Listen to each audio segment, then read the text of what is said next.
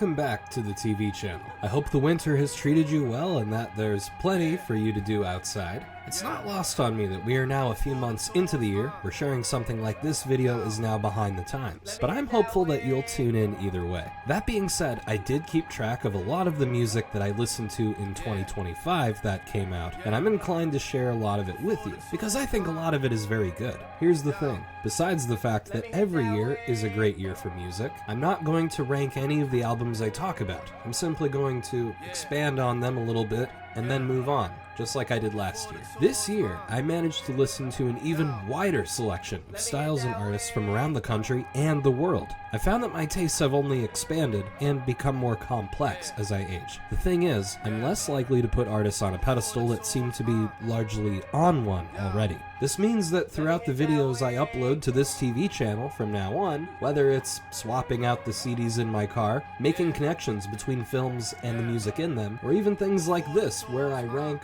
or unrank something, the music you hear might become more underground, harder to find, or just in general less visible. Yes, there will be popular artists and styles of music referenced here because it helps to put a lot of ideas into context. Rest assured, not everything will be deep underground, but you can expect more self-released music, more obscure titles, and a greater nuance to how stuff is presented here. I'll mention this briefly in my final installment of driving around with CDs, but there are two things I should address. Uploads will continue to be a bit more sparse because I am now working on a number of projects to complete, and the general focus of this channel will shift and incorporate new stuff. Some series will end, others will continue, and more music in general will be coming straight here. Plus, you'll see stranger and more unreal material down the pipeline as well. Enough talk. Let's check out some of the best releases from 2025.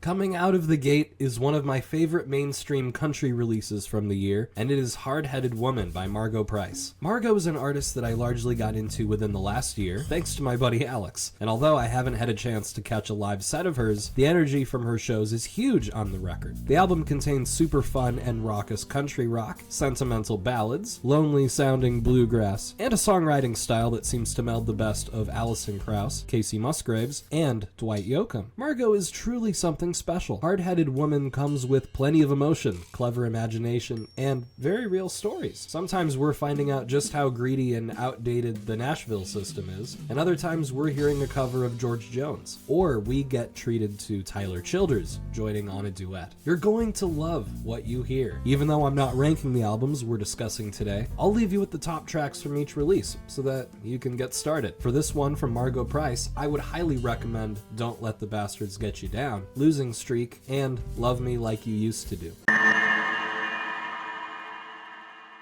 This next one surprised me, in a very pleasant way of course. Doomed by Defacement is a metal record that truly blew me away. Defacement are a metal act from the Netherlands that are an acquired taste if you haven't taken a chance to dive into black metal, doom metal, or sludge metal. They most remind me of acts like Dark Throne, Candlemass with more shrieking as opposed to operatic singing, and Thou. Because metal is a genre that I largely enjoyed as a teen, it's difficult for me to contextualize more modern groups that are enjoyed by adults. Metal is something that I listen to every now and again, as opposed to on the daily, but if you like bands such as Deafheaven or Gojira, I have a feeling you'll like these guys. Doomed is an album with plenty of crushing guitars, pummeling drums, vocals from the great beyond, plus an atmosphere of dread that coats everything in a thick goo. The whole record is great, but the songs I would listen to first would be Mournful, Forlorn, and Absent. Another one from the underground. I really had a field day with the album Total Cinema by Ken Yates. The title isn't meant to fool you. The record really does create a feeling of total cinema. Ken Yates is a bit like the Ark in that we're fairly certain it exists, his reputation precedes himself, and he's a yet-to-be-discovered element that the mainstream could greatly benefit from. Plus, I'm pretty sure he's been given the mandate of heaven. Jokes aside, Mr. Yates has proved to be a Canadian powerhouse in indie rock, folk pop, alternative country, and roots rock, without being so much in the forefront yet.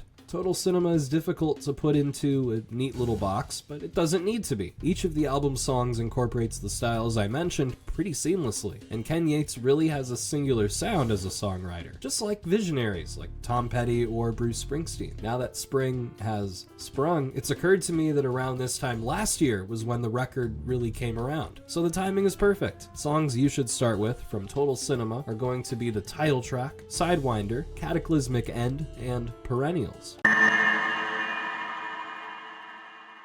This band is likely to get a lot of shoutouts from me as time marches on. I Want to Feel at Home Here by This House's Creaking is one of the more imaginative records from last year, and I'm so glad to be on board with it. Back in October of 2025 was when I first saw this band live in their native Chicago, and one of the coolest things about This House is Creaking is that the style they present is completely unique. They've built a blend of electronic rock, slowcore, dream pop, and sludge to design soundscapes that most of us have never embraced before. The songs are innovative. The guitar work is equal parts catchy and confusing, and it's some of the tightest rhythm section chops you'll hear from the DIY scene out there. It's a sick combo of acoustic and synthetic drumming. I Want to Feel at Home Here is all of that and more, especially if you're listening to a CD of it. Because a lot of more underground music is where the secrets of invention seem to come from, you've got to get with the times. You've got to see some rock music in Middle America. The top tracks from this record are likely going to be Let the Rot In, Go, and Say Something,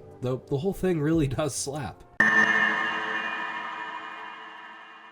We'll take a ride back up to the more mainstream side of things for a second. F You, Skrillex, You Think You're Andy Warhol, But You're Not by Skrillex is another record I highly enjoyed within the last year. Come to think of it, it was nearly a year ago today that it was first released. Like I just said, April Fool's Day of 2025 was when this album dropped. Most people roll their eyes at Skrillex and his blend of electronic music, but I'm fully aware that most of us have grown out of specific sound bites and ways of constructing an artistic narrative. The cool thing about Skrillex is that his music is just so much fun, and the aforementioned album capitalized on that exact sense of fun, plus insane production work, beats for days, hilarious producer tags in between the tracks, and a non-stop surge of camaraderie throughout. There's plenty of different featured artists. What also makes this album by Skrillex stand out, besides the fact that it took forever to show up, is that the record feels like a seamless DJ set that you could expect at a listening party. Every single track flows into the next. There's no skips or weird breaks, and you feel like you're at Coachella. I'm actually going to hold off on naming the top tracks from this album because I want you to just go ahead and download it for yourself.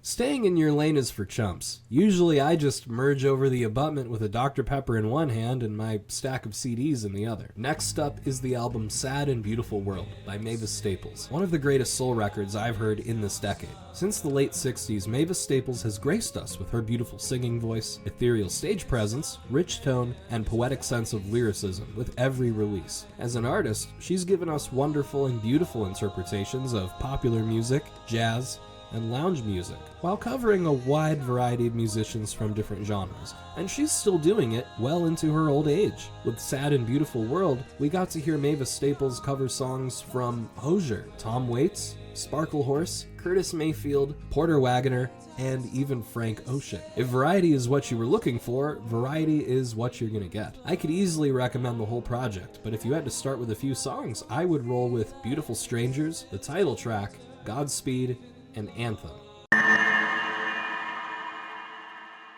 There's something to be said about how country music, and more to the point, alt country, has taken the country by storm. On our list today is Snipe Hunter by Tyler Childers. Mr. Childers was mentioned here earlier in the video when we covered the Margo Price record, and his 2025 album Snipe Hunter was a surprise to behold. Similar to the Margo record, Snipe Hunter gives us traditional country rock with indie production styles and textures, though what makes it stand out is that Tyler Childers evokes more imagery from America's wilder side, and the existential questions that we often ask ourselves. When folks wonder to themselves where country music and other larger Western genres are headed, to me this album feels like a clear answer, especially for the male-centric songwriting in country music. Tyler Childers does an excellent job of telling us stories, showing us some attitude, and painting beautiful pictures while staying true to himself and the art form of country as a whole. Some big songs from this have got to be Bitin' List, Nose on the Grindstone, and Snipe Hunt.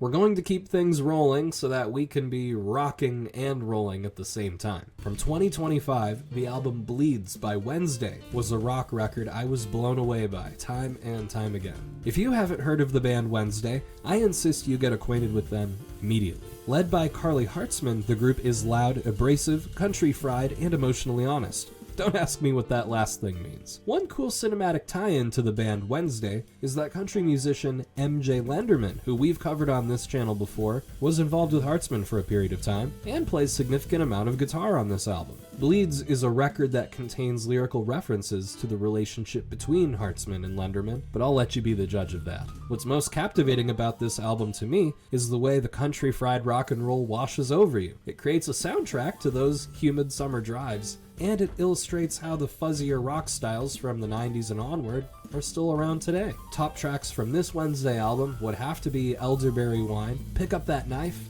and Bitter Every Day. Sometimes you just need to lie down after a long day of doing nothing at all. The cool part about doing nothing at all last year is that it allowed me to get super hyped about I Love My Computer by Ninajirachi, easily the electronic album of the year in 2025. Ninajirachi is an electronica DJ and producer from Australia who has taken the globe by force over the last several years. Her style of EDM is imaginative, nostalgic, powerful, and mind-bending in the best possible way, with video game iconography, sci-fi, and fantasy being major influences on her style. With this record here, I Love My Computer, Ninajirachi combines all of this with an autobiographical slant, proving that nobody on the planet knows her better than her home computer. As an electronica artist, the computer remains the best possible instrument for her job, and the album we're looking at right here acts as a love letter to that instrument. I'm a huge sucker for inventive sound design when it comes to electronica, and so this album takes the cake and eats it. I would most definitely recommend London Song, Cyrac, and Battery Death, though the whole project warrants a non-stop listen from beginning to end.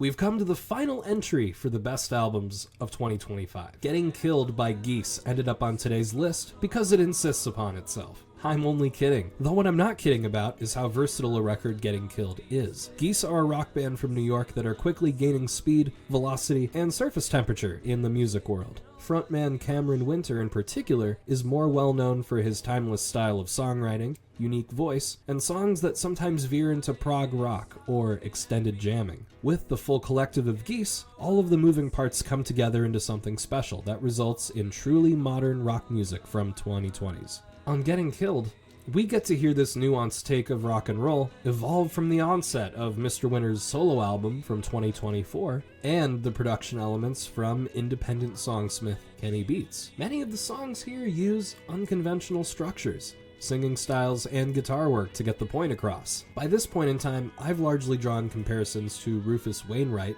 Warren Zevon, and SpongeBob SquarePants. Some of the rhythms and timbres you hear on this record, you're unlikely to hear anywhere else on the planet. For this Geese album, Getting Killed, I'd grant my biggest shoutouts to the songs Au Pays du Cocaine, Taxes, 100 Horses, and Long Island City, Here I Come.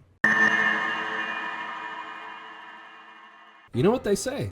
C's get degrees. That means that even though every year is a great year for music, not every release cracked my unranked top 10 records of 2025. It's only fair to use this little minute here to mention my final thoughts and talk through some honorable mentions. As I stated, the past year gave me ample opportunities to hear music that I either tend to overlook or haven't revisited in quite some time. Plus, I've gotten to highlight artists and groups that otherwise aren't in the mainstream. This TV channel is a creative outlet that can sometimes be educational or informative. So even though I don't have the largest sounding board or a major marketing presence, this is a great way to keep promoting new music from all artists, whether they're popular or more obscure. Let's get right into some honorable mentions. Albums that I greatly enjoyed, even if they didn't crack the list of 10. Man's Best Friend by Sabrina Carpenter.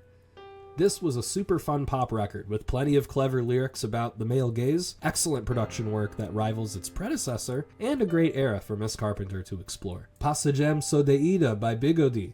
This was a single, but nonetheless a fantastic record from last year. For me, it's Brazilian pop at its finest. The song went viral on several platforms, and it grabbed my attention with its subtle acoustic guitar work, and passionate vocals. First time using slang by Equipment. Another single from 2025, but a great single, with 3 hard-hitting post-hardcore tracks to jam out to. Equipment is a major band to pay attention to in the Midwest, so go see one of their shows. Trying Not to Have a Thought by Algernon Cadwallader ended up being a very pleasant surprise for me. There's so much great mathy emo rock out there, and this band in particular is incredible with its delivery. You should find a hard copy of this, or get on the download train. Hurry Up Tomorrow by Mr. Abel Tesfaye made the honorable mentions list because it was a pretty stellar, ambitious project to sink your teeth into. Oneohtrix Point Never supplied a lot of the poppy and expansive beats on here, and just so long as you don't go see the movie, your soul will remain intact. I sure hope you've enjoyed our time together today. When 2026 is fully over and I have the presence of mind to keep YouTube on a consistent basis, you can expect to find yet another unranked list of music to enjoy. Stay tuned to this channel for more original work, and a few things that are less than original. Just don't judge me too hard for how many things are left under the sun for the taking. This is Jack T. Russell, signing off for this week. Good night!